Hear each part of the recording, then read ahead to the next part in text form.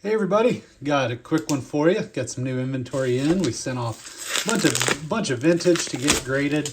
Every once in a while I'll go through my inventory and see if there's any raw, bigger cards that haven't sold and they're not getting the prices I want.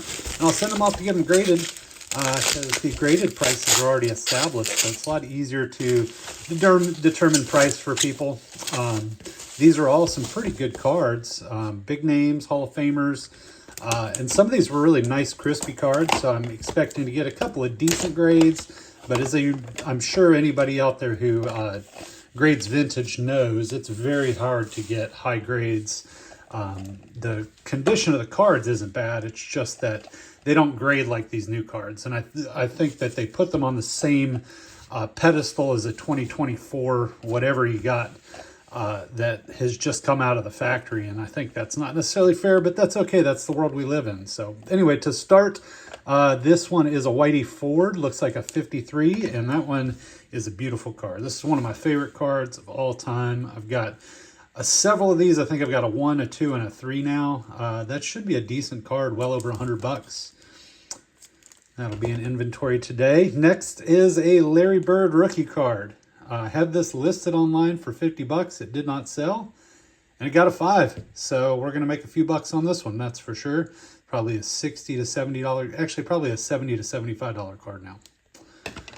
Next is a 72 Willie Mays, and this card was nice and sharp, but it was way off center. That one got a 4, which is about what I expected. You can see off center, and it's got a little bit of corner wear, but it's a 4, probably a $50 card. I think I had this list for 20 bucks. It did not sell, $20 to $25. So now it's probably a $50 to $60 card. Next is a Hank Aaron. I believe this is a 71, which is the black border card. These are notoriously hard to grade, so I'm expecting probably low to mid grade. And I got a 5. That's actually not bad on that card. That's probably a let's call it a $60 to $70 card. Once again, I had this listed raw, I think for less than 20 bucks, and nobody took it. So now that it's a 5, hopefully somebody will find a home for it for me. This one is the Steve Carlton rookie, 65. This wasn't a super nice card, but it's Steve Carlton rookie. So, yep, 3.5. So this one's a perfect example. I've had this list on my website for $100 for the last, I don't know, 4 months, maybe 5 months, with no takers, and it gets a 3.5. And I'm going to guess that's a $125 card now, maybe $115 card with established comps. So that one should sell and move out the door now. Next, we got a Sandy Koufax. I have had this list in my store for over 6 months. It's got a little white touch spot there. I'm guessing it's going to get a 3 or a 4 because it was a little bit of surface issue. I think I had this list on my website for 50 bucks and it got a 4. Wow, that's a huge upgrade, guys. This is probably, I'm going to guess, $125 to $150 card now, and it wasn't selling for 50 bucks. So grading can make you money, just so you know. When you're doing vintage, if you learn how to grade your cards well, you can comp them out well.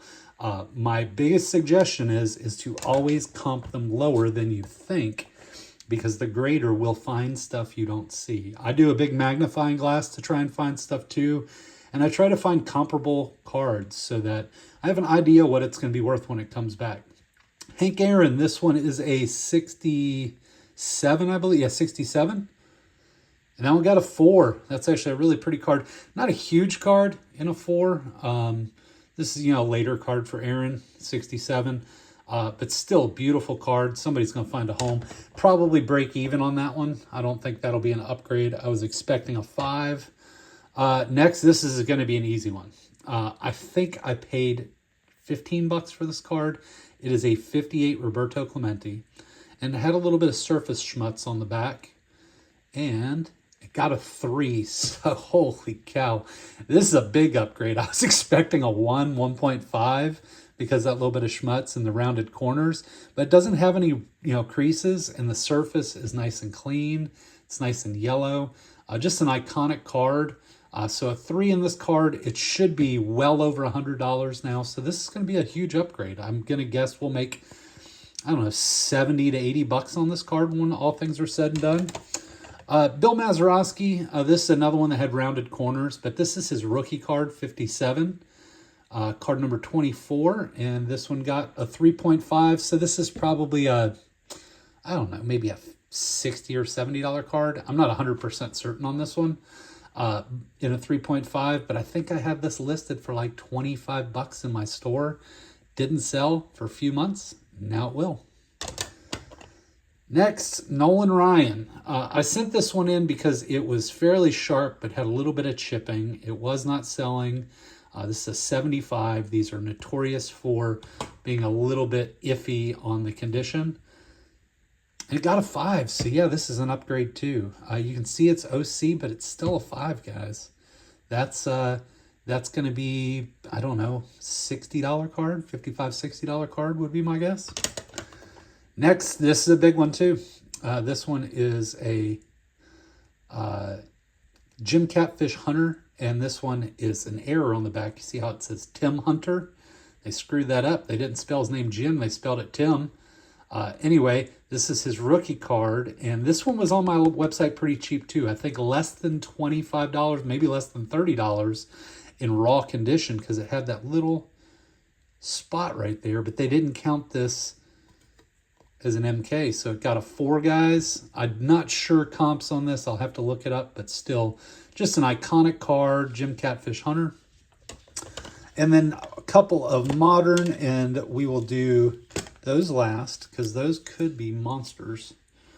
This one's Sandy Koufax. This is a 56 Koufax. It's either 55. I think it's 56 Koufax.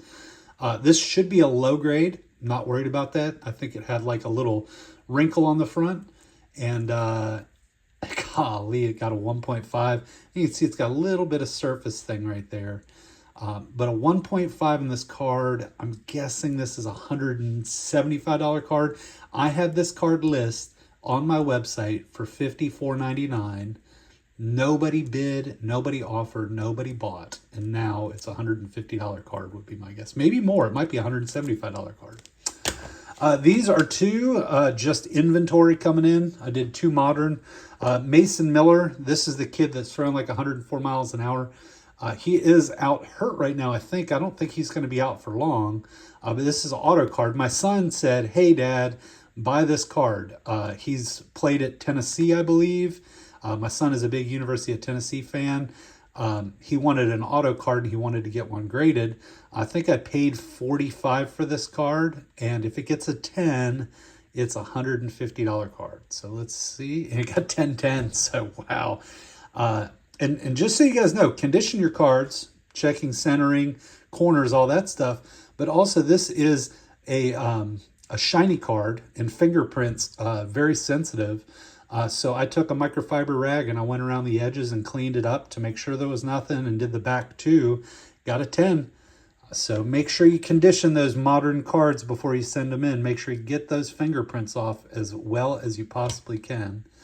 Next, we've got an Ellie De La Cruz. This is a big boy. I think this one was numbered 199. It's like a purple mojo thing. I don't know what the heck you guys call this crap. But Ellie's crushing it. So if this gets a 10, it will be about a $100 card. I think I paid 10 or 15 bucks on an auction for this. So yes, sir. So this was a hell of a return. We are getting really good at kind of giving ourselves a shot at 10s on this newer stuff, but definitely getting the grades that we expect by just paying attention, guys. So that's all we got. You can check these out at Superfly Collectibles SC on eBay, Mercari, whatnot. We're all over the place. And coming very soon, we're going to have our website up and running. And we're going to actually be on Amazon Prime soon and a couple other places. So look out for that. And thank you guys for watching. I hope you have a fantastic week. Bye-bye.